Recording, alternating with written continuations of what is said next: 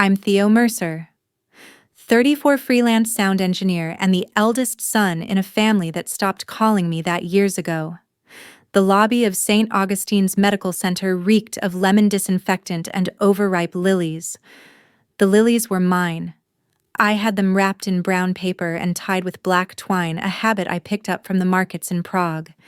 Dad used to love when I brought strange customs home, but no one looked at the flowers. They looked at me like I was the intrusion. I stood at the reception desk while the nurse, tapping her acrylics on the keyboard, barely glanced up. "Family only for the ICU," she said, voice flat. "I am family," I replied, tightening my grip on the bouquet. "I'm Theo, his son." The way her mouth pinched told me she'd heard something different. Maybe a version passed down from the family grapevine, twisted, rotted. "That's not what they told us," she said, eyes flicking toward the waiting room. Through the plexiglass divider I could see them, my siblings. Camille in her navy blazer, pretending this was a board meeting. Jonas, slouched in the corner, scrolling through something with no volume, as if muting the moment could erase its meaning. And my mother, she saw me. She turned her face slowly, like she was inspecting a painting she didn't ask to see. Then she leaned into Camille and whispered something. That was when the nurse stood up and blocked the hallway with her body. "I'm sorry," she said again, louder this time. "You're not on the approved list." Approved list. I wanted to laugh. Instead, I just nodded and took 2 steps back, letting the bouquet fall to the floor beside the vending machine. The carpet was thin and gray, but the petals stayed bright. If you've ever had a door shut on you like that by your own blood, drop a comment or let me know where you're watching from. Hit like or subscribe if family drama ever made you feel invisible too. I stood there for a minute longer, not moving, just listening. Behind the doors, the machines hissed and beeped, steady like breath. Somewhere beyond the walls, my father was dying, and my name had become a ghost. Until let him in. The voice didn't come from the desk, or from the cold cluster of my family. It came from behind me. I turned. Dr. Sorensen. White coat, silver hair, the kind of presence that made interns jump out of the way and security guards check their stance. He didn't look at the nurse. He looked straight at me. "Are you Theo Mercer?" I nodded, the air suddenly too sharp in my lungs. "He's been asking for you," he said, not unkindly, whispering your name. The crowd behind the glass froze. Even my mother's lips parted, as if she'd just forgotten her line in a carefully rehearsed scene. No one moved. The nurse stepped aside, and for the first time in years, the silence belonged to me. The walk to the ICU felt longer than it should have. The hallway was sterile, white, and humming with the quiet machinery of endings. I followed Dr. Sorensen in silence, the soles of my boots echoing off the tile. Each step felt both too loud and not loud enough. I wanted to say something. I wanted to ask if Dad was conscious, if he was in pain, if he was really asking for me, but the questions lodged in my throat like marbles, unspoken. Dr. Sorensen stopped at the final door on the left. "He's drifting in and out. You won't have long." He didn't say anything else. He just gave me a short nod, then turned and walked away. His footsteps swallowed up by the soundproof hallway. I stood in front of the door, hand on the handle, staring at the nameplate George Mercer Critical Care, Dad's name, in all caps, like a warning. I pushed the door open. Inside, it was dim and humming, the beeping of machines, the slow hiss of oxygen, a chair by the bed with someone's folded jacket on it. The light was low, except for the narrow strip of morning sunlight that had wormed its way through a gap in the curtain. And there he was, my father, a man who once built a treehouse with nothing but 2 hammers, 6 beers, and a half-broken ladder. A man who smelled like cedarwood and aftershave, who used to fall asleep during Sunday movies with his mouth open and his hand on the remote. Now reduced to skin, tubes, and slow breath. His face was pale, eyes closed, jaw slack. But he was there. I could feel it. "Dad," I said softly. His eyelids twitched. I moved closer, stepping around the IV stand. I didn't know if I should touch him, so I just sat down and took a breath. The kind that makes your chest stretch like fabric about to tear. "I'm here." The air conditioner kicked on, blowing a soft draft across the room. A dry flower in a vase on the windowsill trembled. For a moment, there was nothing. No recognition. No miracle. Then Theo, barely a whisper, like wind in the dark. But it was there. "My name. I'm here," I said again, louder now. And I reached out, letting my hand rest on the edge of the bed. His fingers twitched. I don't know how long I sat there, just watching the rise and fall of his chest. I whispered things, old memories, jokes, moments I thought he'd forgotten. I told him about the time I fixed a soundboard with a paperclip, about the recording studio I was building with leftover insulation foam and bad coffee. I told him about the city, how it's loud but beautiful in the mornings, how sometimes I miss the sound of our backyard cricket games. And then, quietly, I told him the one thing I never said when he was awake and well. "I know you were disappointed when I left. The machines didn't flinch, but my voice did. I know I didn't take the job at the bank like you wanted. I know I disappeared. I know I didn't come home when Mom got sick." My throat tightened, but I never stopped being your son. I closed my eyes, just for a second, and when I opened them, his eyes were open too. Blue-gray, dull with age, but seeing. He didn't say anything. Didn't need to. I saw it in the way his lip tried to curl into a smile, the way his hand, weak and shaking, reached toward mine. So I held it.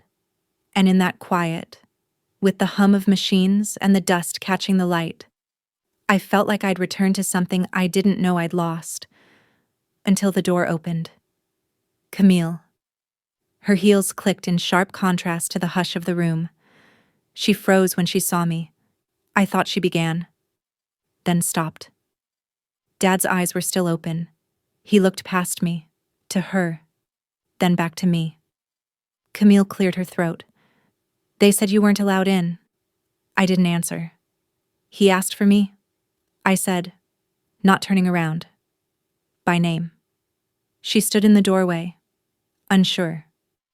Her hands clutched the folder she always carried: papers, medical updates, power of attorney forms, as if order could make sense of grief.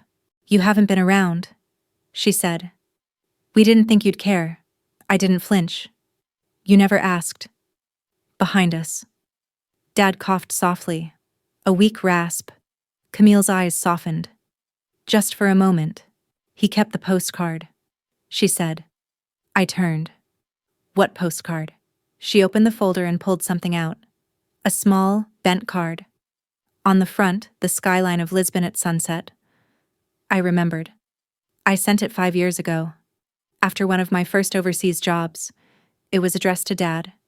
Just Dad. No last name. No titles. On the back, in thick blue ink, I'd written "Found music in a church ruin. Thought of you." T. He kept it in his drawer, Camille said. "All these years, I didn't know what to say. She didn't either." We stood in silence, her in the doorway, me beside the bed. Then Dad squeezed my hand again. We both looked down. His mouth moved. No sound came out, but I saw it. My boy. Clear as a bell in my head. Camille stepped back into the hallway without another word. The door swung gently shut behind her, and for the first time in a decade, it was just me and my father, like it used to be, just breath and presence and the slow rhythm of goodbye. After Camille left, The silence inside the room changed. It wasn't heavy anymore. It was soft, like the quiet that follows after a storm has passed and the sky forgets how to be angry. I sat back down in the chair, still holding Dad's hand, and watched the sunlight crawl across the linoleum floor. He didn't speak again. Not really, but every few minutes, his fingers would twitch, or his eyelids would flutter like he was halfway between sleep and memory. And I just stayed. The nurse came in once, a quiet man named Luis. He nodded to me with that gentle sort of professionalism people in palliative care seem to perfect. He checked the vitals, adjusted the IV drip, and gave Dad a damp cloth along his lips. "He knows you're here," Luis whispered as he worked. "I think so," I whispered back. He nodded. "Sometimes. That's all they need." I stayed until visiting hours technically ended, but no one came to escort me out. Camille didn't return. Jonas never showed his face. And Mom, well, I didn't know where she went. Maybe back to the chapel downstairs, or to the parking lot to take a call. Or maybe she just didn't want to see me. Which was fine, because he did. I watched the machines. Mostly. The numbers. The slow ebb and flow of something too clinical to represent a life. And yet, somehow it did. And in that room, I remembered things I hadn't thought about in years. Like the night Dad taught me how to change a tire on the shoulder of I-90 under flickering streetlights and a sky full of frost. "Every man should know how to change a tire," he'd said, handing me the wrench. Or the morning he dropped me off at the bus station for my first solo trip. I was 19. I told him I needed to find music my own way, not in business school lectures. He hadn't said a word that morning. Just handed me a small envelope. Inside was a folded 20, a stick of gum, and a note. "I don't get it, but I love you anyway." I still had that note, back in my apartment, pinned to a corkboard that hadn't been touched in months. I don't know how long I sat with him. Time didn't move the way it usually did. When the nurse came in again, the machines were quieter, the beeping slower, the lines flatter. Luis looked at me and gave a faint nod. "He's still here, but it won't be long." "Okay." I looked at Dad's face. His lips were parted, shallow breaths escaping. Then I whispered something I never thought I would say out loud. "It's okay to go, Dad." The words hurt coming out, but I meant them. "You did good, even when we didn't understand each other, even when I made it hard." His chest rose once, shuddered. "I'm still your son." I leaned forward, resting my forehead against the back of his hand. That's when the door opened again. And this time, it was her, my mother. Same pearl earrings, same pale pink scarf she always wore on Sundays. Her face looked like glass, too smooth, too fragile.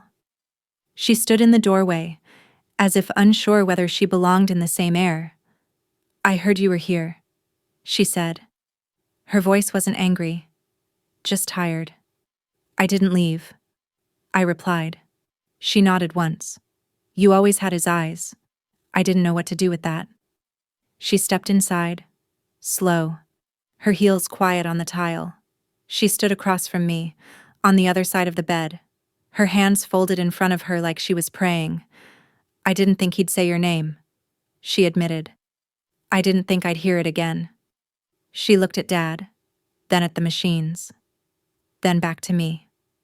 Camille was furious. Said we should call security. "I know." She pressed her lips together, then added, "But he asked for you?" I nodded. He always knew more than he let on. We both went quiet again. The kind of silence where nothing else needs to be said, but everything still floats in the space between. "I didn't block your calls," she said softly. "That was Camille. She said you were unstable." I looked at her then. Really looked. "Do you think that I asked?" She hesitated. "I think you broke his heart." I blinked. but not in the way Camille said. She moved closer to the bed, placing her hand gently on Dad's forehead. He wanted to understand you. He just didn't know how. You scared him. Theo. Your life scared him. Because it was free. I felt something inside me tighten. He thought he failed you. She continued. That's why he never called. I swallowed. He didn't fail me. He just didn't follow. Her eyes closed for a second. Then she said, You should have told him that. I think I just did. She stepped back. Stay with him. I will. She turned to go. But before she reached the door, she paused. When he passes, I want you to speak. At the service. I looked up. You sure he would want it? And then she left. Just like that. It was just me again. Me and the man who taught me how to tie a fishing knot and never once asked why I wore headphones at dinner. I sat back down. The beeping slowed again. And I waited. Not for him to die, but for him to let go. It happened quietly. Like everything else about that final afternoon, there was no dramatic gasp, no sudden flailing of machines or doctors bursting through the door, just a slow, unmistakable stillness. A kind of pause that wasn't just physical, it filled the room, like the breath of the world itself had halted to honor the moment. I had my eyes closed when the monitor began its final stretch of beeping. Not out of fear or grief, but because I was humming a melody under my breath. One Dad used to sing when I was a kid. Something wordless. A tune he'd whistle while fixing the shed or boiling water for tea. The sound of the monitor changed. It stretched longer between beeps, then shorter, then nothing but one long, thin line of sound. I opened my eyes. He was gone. His hand was still warm in mine. I didn't move right away. Didn't cry. Just stared at his face, memorizing the stillness, the weightless way his expression settled into something not quite peaceful, not quite pained, just gone. Luis returned within minutes. He took one look at the screen and nodded, quiet and steady. Time of death 4:47 p.m. He turned the machines off, one by one. I'll give you a moment, he said, and left with a soft click of the door. I leaned forward, pressed my forehead to Dad's hand once more, and let the silence do what it needed to. The world didn't end. The light outside the window didn't dim. Cars still moved down the street. Somewhere down the hall, someone was laughing. But for me, time folded into something small and private. When I finally stood up, I slid my phone from my jacket pocket and sent Camille a single text. He's gone. No reply. I looked around the room one last time. His belongings were few. A paperback novel dog-eared near the end. A pair of thick glasses folded neatly on the bedside table, and a photograph face down. I picked it up. It was me. Probably 15 years ago, standing on stage with my first guitar. Hair too long, smile too wide.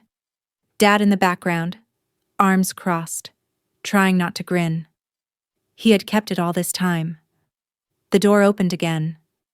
This time, it was Jonas. He stood in the doorway, looking smaller than I remembered. Same shaggy hair, same slouched posture, but something in his eyes was softer. Camille told me, he said. I figured you'd still be here. I didn't say anything. He stepped inside. For a moment, he just looked at Dad. Damn, he whispered. He's really gone. I nodded. Jonas scratched the back of his neck. I never thought it would feel like this. I raised an eyebrow. Like what? Like we're kids again, he said. Like he's going to walk back in and tell us to shut up and turn off the damn lights. I let out a small laugh. Yeah, that sounds about right. He looked at me then. Really looked. I didn't know about the postcard. He said, Camille showed you. He nodded. She found it after we went through his desk a few months ago. Said it didn't matter. But I kept it. He pulled it from his back pocket. The same postcard from Lisbon. Slightly more bent now, but still whole. I wanted to tell you, Jonas said. I really did. But everything was so tense. I sighed. It always is. He handed me the postcard. I didn't take it right away, just stared at it in his hand. Finally, I said, You keep it. You were here. You helped him. Jonas's throat bobbed. He wasn't perfect, but he tried. Yeah, I said, voice low. I think we all did. In our own way. Jonas stepped back. Camille's still pissed. You showing up threw her whole script off. Good, I said. He cracked a smile. He would have loved that. I nodded. Then Jonas looked down at our father. You know what he said to me once? Right after you left for Prague. What he said. Theo's gone far, but I hope he's not gone for good. The words landed in my chest like a stone. I don't think he ever stopped waiting, Jonas added. I swallowed hard. Neither did I. We stood there a little longer, two grown sons standing over a man who'd once carried us both on his shoulders. One after the other, through the summer fields behind our childhood home. Finally, Jonas turned toward the door. The funeral's Friday. She's still deciding the details. You gonna speak? She said I should. He nodded. I think you should too. When he left, I looked down one last time. Goodbye, Dad. Then I stepped out of the room, leaving the hum of machines behind. The hospital felt different now. Not colder, but quieter. At the elevator, I pressed the down button and waited. My hands were shaking, but not from grief. From something else. Something like return, like weight shifting. The doors opened. And there, standing inside the elevator, was Dr. Sorensen again? He gave me a gentle smile. You made it in time. I did. He nodded. Eyes kind. He held on for you. I stepped in.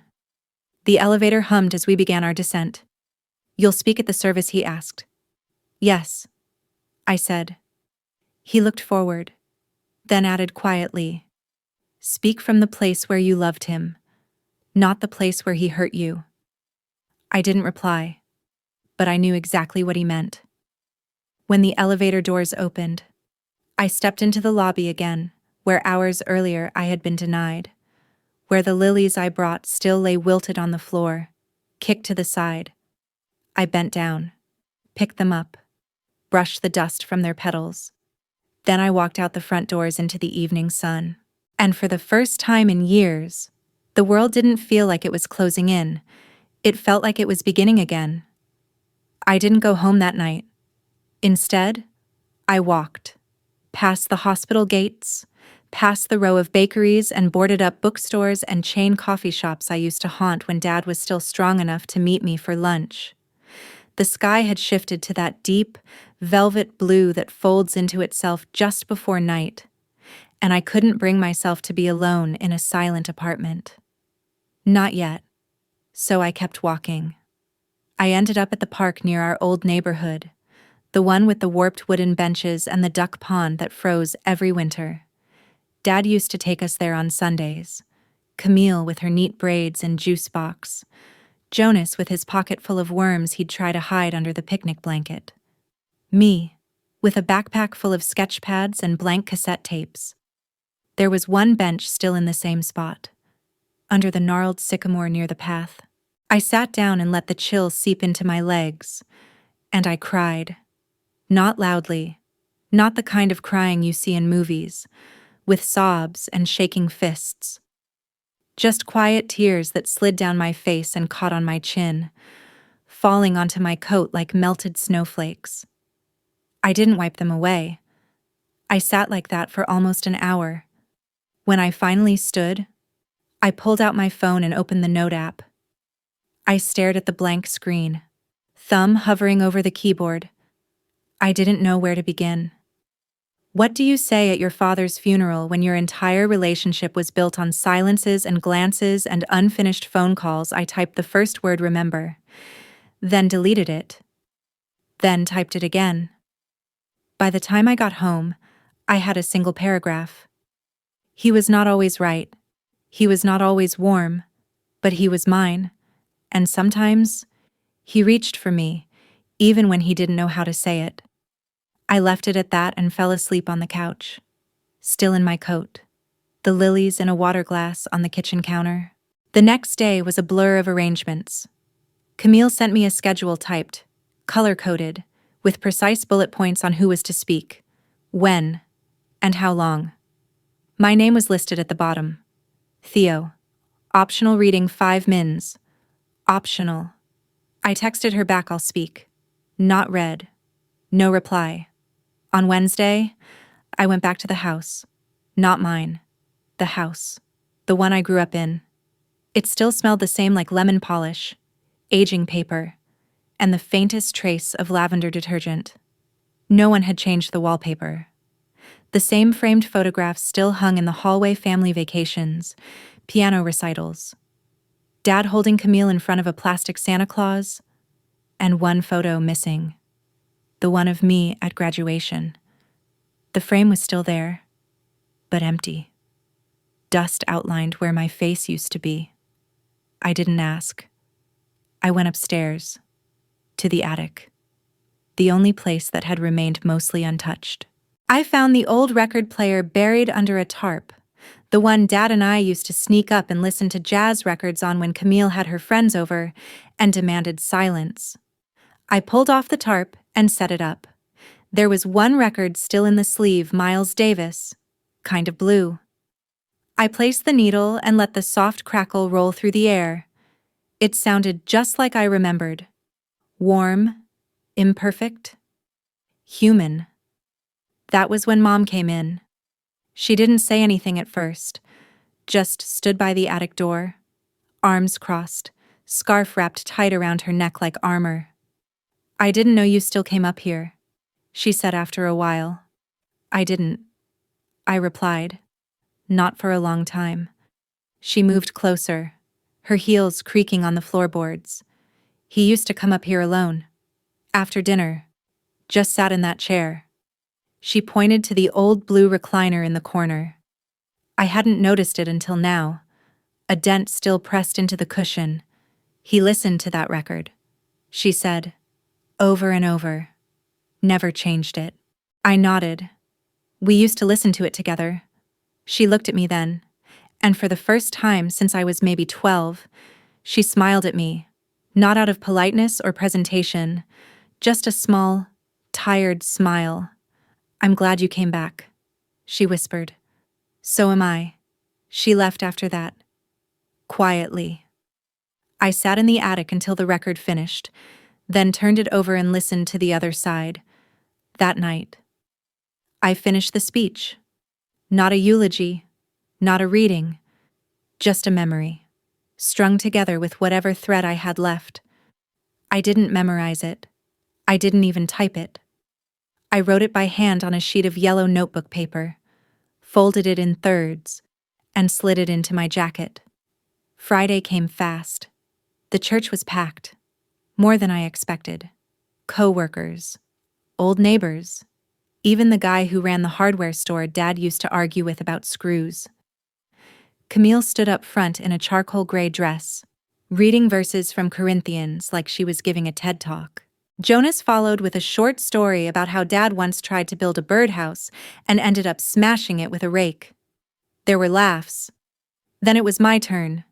I stepped up to the pulpit, unfolded the paper slowly. I could feel every eye in the room on me, half expecting something inappropriate, half waiting for something redemptive. I cleared my throat, and I read, He wasn't a perfect father.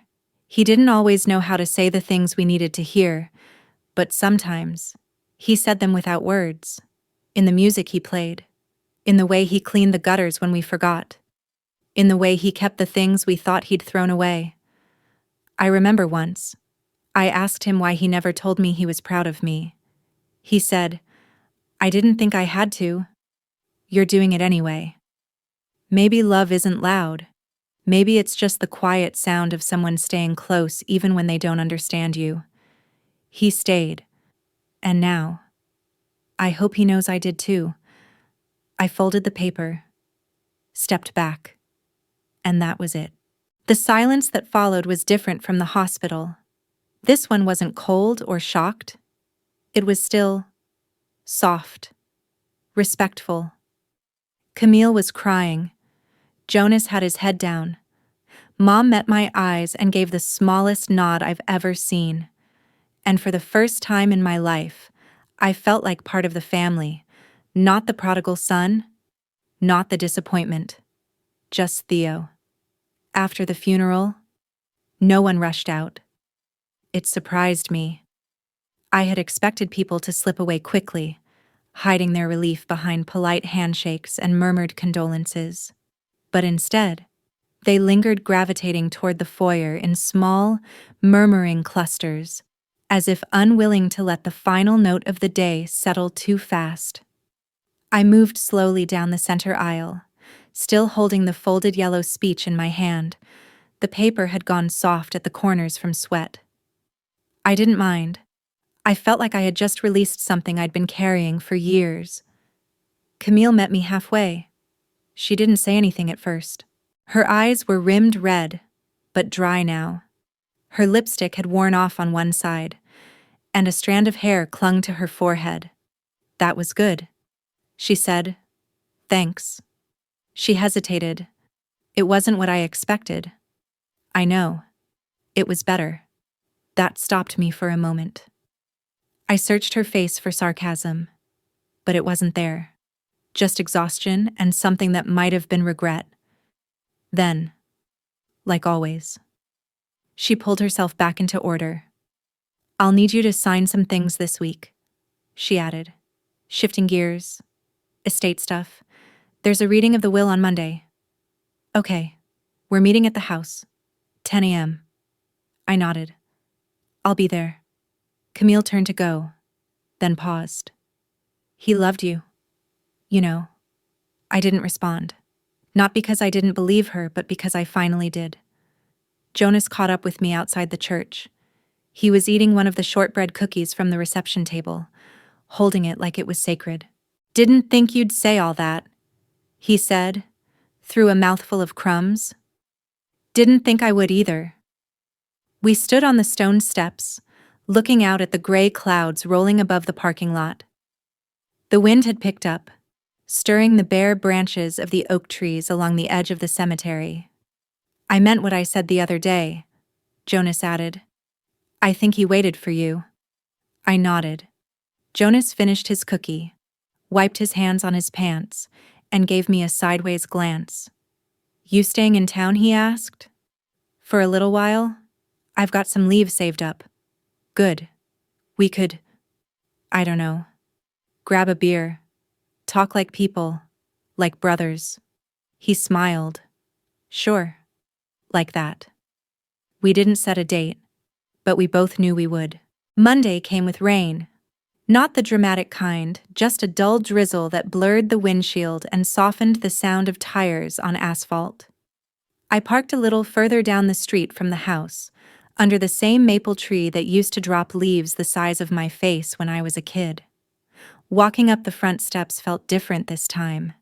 Inside, Camille had set up everything at the dining table: folders, legal pads, a tablet with Dad's passwords open in a note. Mom was there too, dressed in a navy sweater I hadn't seen in years, and holding a cup of coffee like it was a prayer. The lawyer was already seated. Gray suit, no-nonsense voice. He didn't offer condolences, just nodded to each of us and began reading. The will was short. Typical. A few bequests: Mom would keep the house. Camille got the collection of family silver. Jonas the record player and tools in the garage. I braced myself. "And to my eldest son, Theodore James Mercer." The lawyer read. "I leave the desk in my study, and the safe deposit key inside." I looked up. Camille looked over, puzzled. "The desk. It's locked, Mom said quietly. Has been for years. Jonas whistled. Didn't even know he had a safe deposit box. The lawyer closed the folder. That concludes the reading. You each have copies. Please see me before leaving. Camille looked less satisfied than I expected. Jonas shrugged like it didn't matter, but I felt something shift. A weight I didn't know was still hanging there. That night, after everyone left, I stayed. Mom had gone to bed early. Camille drove off without a word. Jonas had left hours ago with some of Dad's tools in a cardboard box. I stood in the study alone. It smelled like dust and leather, the way libraries smell in old detective novels. The desk was against the back wall. Thick oak, the kind Dad always said was made to last. The key was taped underneath. Of course it was. I unlocked the top drawer. Inside were papers, old bills, insurance forms, and beneath them, a leather-bound journal. I opened it, his handwriting, tight, slanted, every page filled. Most of it wasn't important. Notes about repairs needed, dates of appointments. But midway through, a line stopped me cold. Theo called today. I didn't answer. I froze. Then a few pages later, he sent a postcard. It's on my nightstand. I read it again last night. Why didn't I tell him I was proud? And finally, near the end, if he comes back, I hope he finds this. I hope he knows I never stopped watching from afar. I just didn't know how to step forward. My throat closed up. I closed the journal gently, holding it like something breakable. Like him. Inside the bottom drawer was a small tin box. I opened it. Photographs. Dozens of them. Me at 16 with headphones and a guitar. Me in Prague. Arms slung around a fellow musician. Me in a magazine clipping from a sound tech profile I didn't even know had been published. He had saved it all. And beneath it, a brass key. The safe deposit box. I didn't rush to open it. That could wait. What I needed now wasn't answers. It was presence. Time. The things we never shared enough of. I sat down in the leather chair, the journal still in my lap, and looked around the study. Everything was still here. The lamp with the cracked shade. The faded photo of his parents on the bookshelf. The letter opener shaped like a sword. His scent Old Spice, cedar. Paper still lived in the corners. He had stayed. In this room. In this house. In ways I never let myself believe. 2 days later, I opened the safe deposit box. Inside was a pocket watch, engraved with the words, "To my son," for all the time I wasted. I held it in my hand for a long time, and I forgave him. Not because he asked, but because I finally could. The watch sat heavy in my palm, cool to the touch. The metal dulled slightly by age. It wasn't expensive, not by the looks of it, but it had the kind of weight only something carried for years could gather. I turned it over slowly, rereading the engraving "To my son," for all the time I wasted. There was a silence in those words. Not a grand apology, not a sweeping confession. Just the kind of silence Dad knew best, quiet acknowledgement. Dressed in steel. I slipped the watch into my coat pocket. Stood. And closed the safe deposit box. Outside the bank. The wind had picked up again. It pulled at my coat and stung my ears.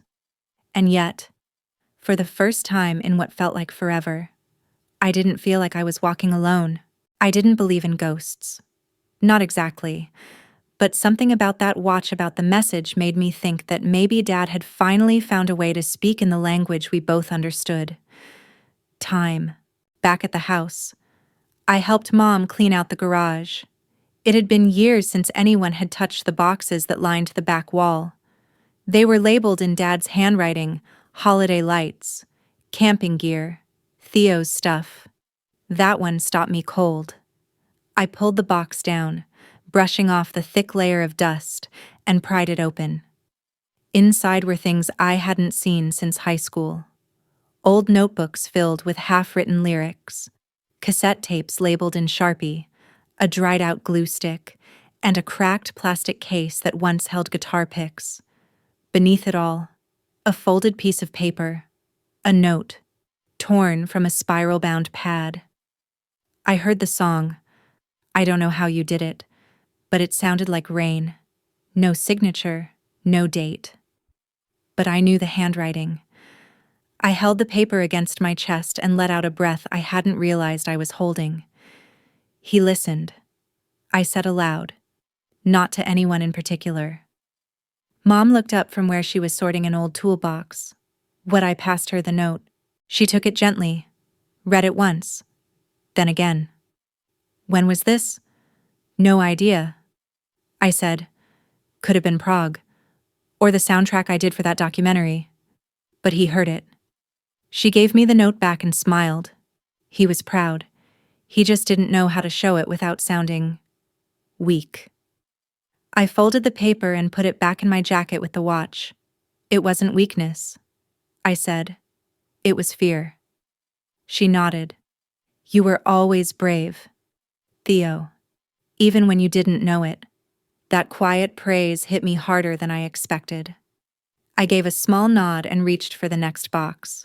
In the following days, the family moved like a slow tide. Camille busied herself with logistics, bank accounts, obituary thank yous, memorial donations. Jonas came by more often than before, usually with a six-pack or some story about how his lawnmower kept breaking. He'd pull up a chair in the driveway, and we'd sit for hours, talking about everything except grief. One night, we were 3 beers in when he said, "You know, I envied you." I blinked. Me, yeah. You left. You got out. You didn't sit around waiting for Dad's permission to be you. I looked down at the bottle in my hand. I thought you all hated me for it.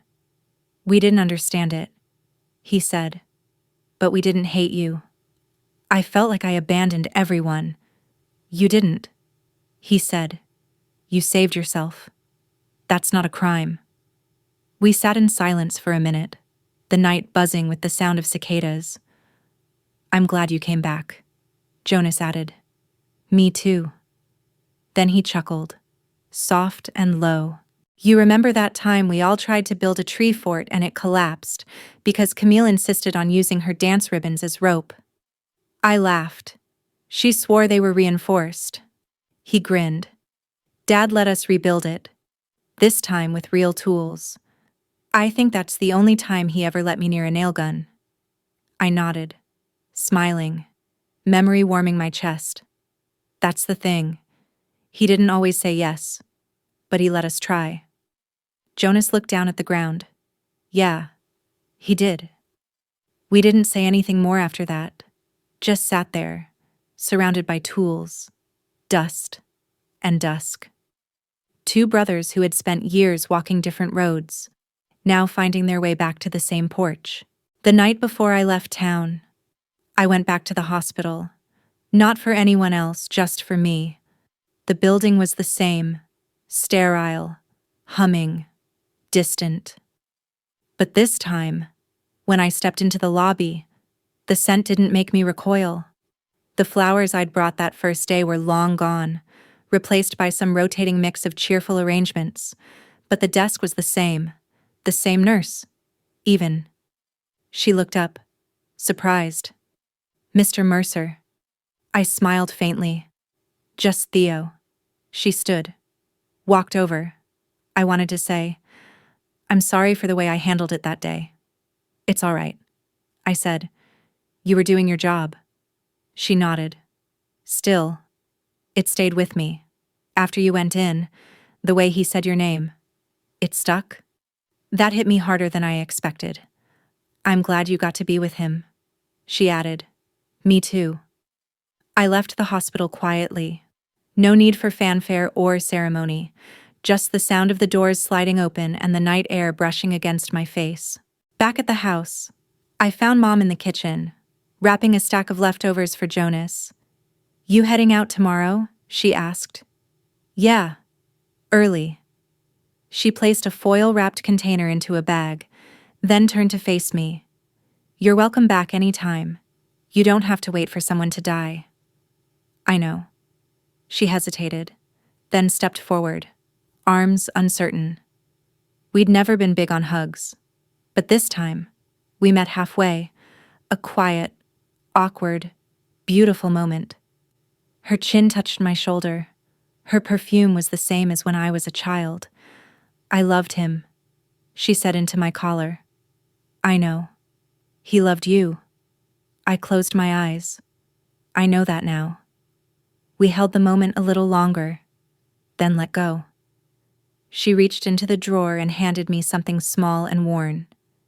It was the postcard. The original. I thought you should have this, she said. He kept it on his nightstand until the very end.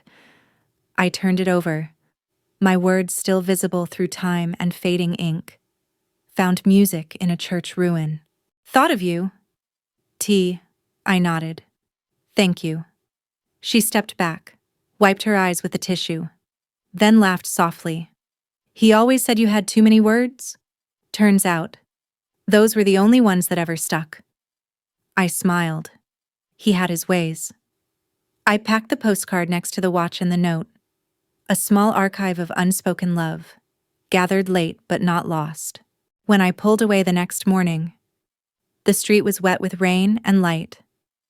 The house grew smaller in the rearview mirror, but this time, I didn't feel like I was running.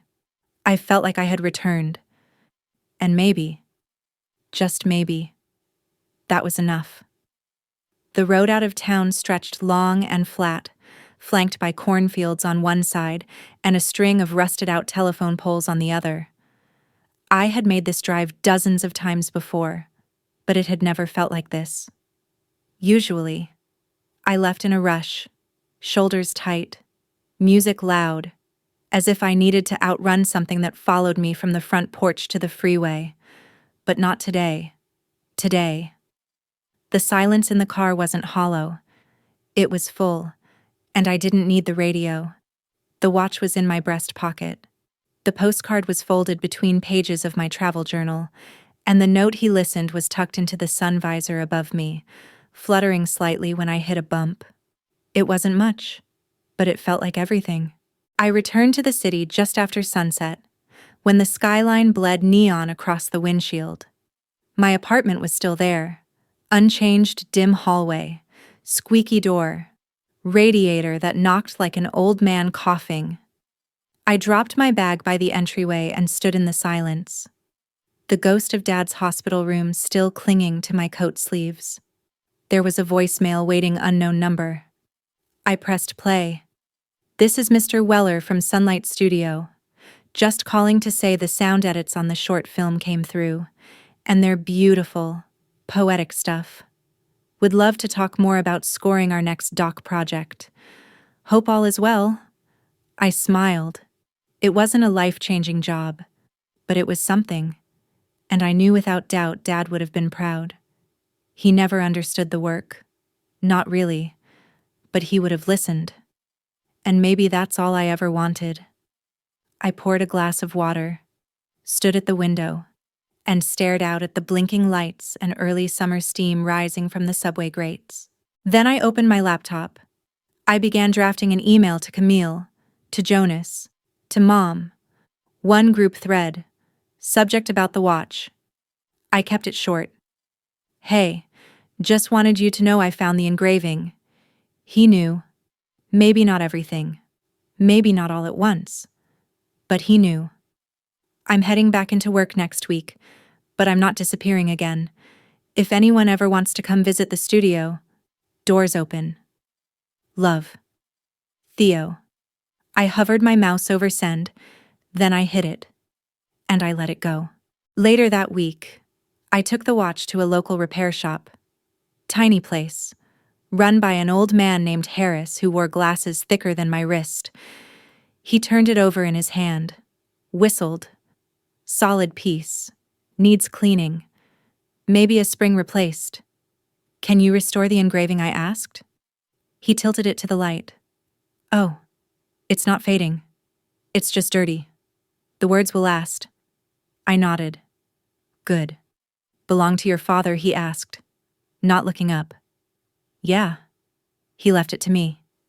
Harris glanced at me, then gave a knowing nod.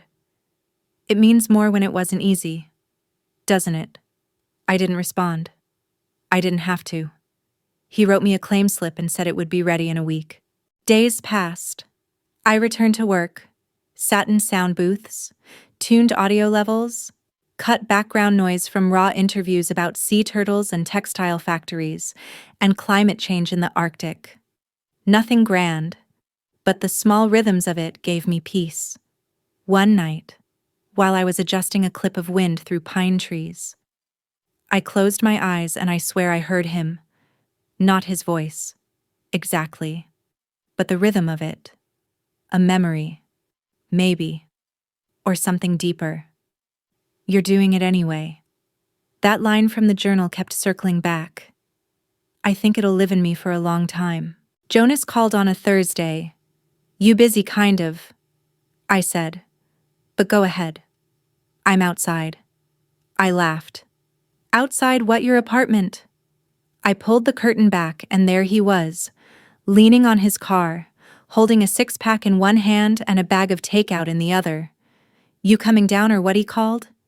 We ate on the fire escape, like teenagers. He'd brought barbecue and paper towels, and by the time we finished, our fingers were sticky with sauce, and the scent of smoke clung to our shirts. I talked to Camille, he said between bites. She's different lately. How so? Quieter. She doesn't try to control everything. She asked me if I thought we did right by him. I took a swig of beer. What did you say? I said we did what we could. And he did too. That's enough. I think. He nodded. We still have work to do. Though. Between us. All of us. Yeah. We didn't say much more after that. Just watched the skyline and let the city speak for us. Before he left, Jonas handed me something. I printed this out. He said, sheepish. From the funeral. Your speech. I didn't want it to get lost. I unfolded the paper. It was typed and centered, printed on thick white stock. He tapped the bottom. I added a title. Hope you don't mind. I looked down. The quiet sound of someone staying close. My chest tightened. No, I said. I don't mind at all. The following Sunday, I returned to the park where I had sat after Dad died. This time, I brought the watch. Harris had restored it perfectly. It gleamed in the sun, ticking soft and true. I sat on the same bench under the same tree and wound it slowly, the way Dad used to wind his pocket knives before sharpening them, with a kind of quiet reverence. A little boy ran past me, chasing a kite. His father followed behind, laughing, calling out directions. I watched them disappear over the hill. And I smiled, because I finally understood. Dad had loved me in the only way he knew how, through the things he built, the things he repaired, the things he saved. Not loud, not perfect, but close.